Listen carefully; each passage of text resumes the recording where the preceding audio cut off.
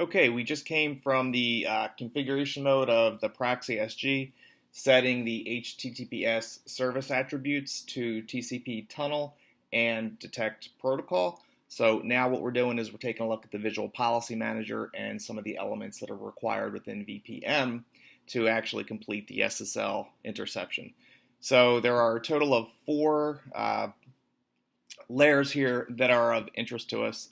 The most important one is the SSL intercept layer. So this is where we're actually instructing the SG which transactions to actually crack open with the full SSL proxy that allows us to see inside of the SSL, to see the URL, and to be able to do the classification.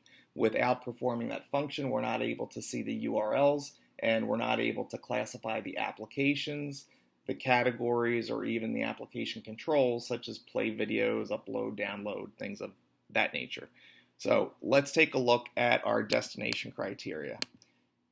So here you can see that HTTPS scheme is one of the most common criteria that are set for the destination when doing SSL intercept.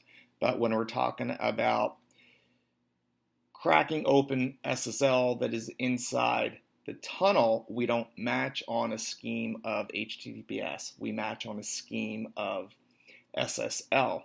There is not a predefined option in the VPM for a scheme of SSL, but we can trigger it another way. We can just take a look at the port number of 443. What you see down here are two additional criteria that we've applied a negate option to. This one right here is a list of two categories that we never want to crack open just because lots of people consider it sensitive information. You guys can do what you feel you would like to do. That's just a common practice for a lot of people.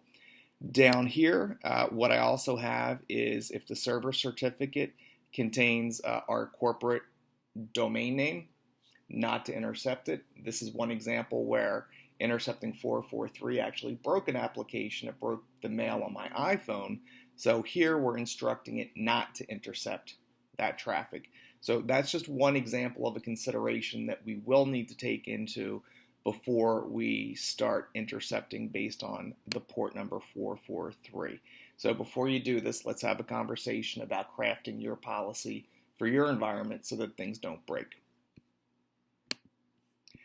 Next, let's take a real quick look at the web access rules. Here you can see that we have a rule for the YouTube application, and right now we're going to allow it just so that we can see what shows up in the logs.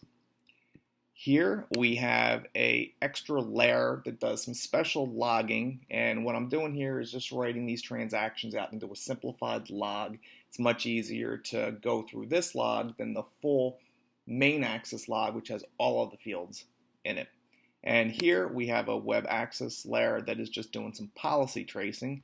So you can see here that the action would normally be a default of deny. We've cleared that out, set it to none, and we're having it do some verbose policy tracing so that if we want to, we can go through and take a look at the policy matches line by line by line. So next, what I'm going to do is actually show some of these transactions and how they show up in the logs and how we can block them if we want to, even though they are SSL.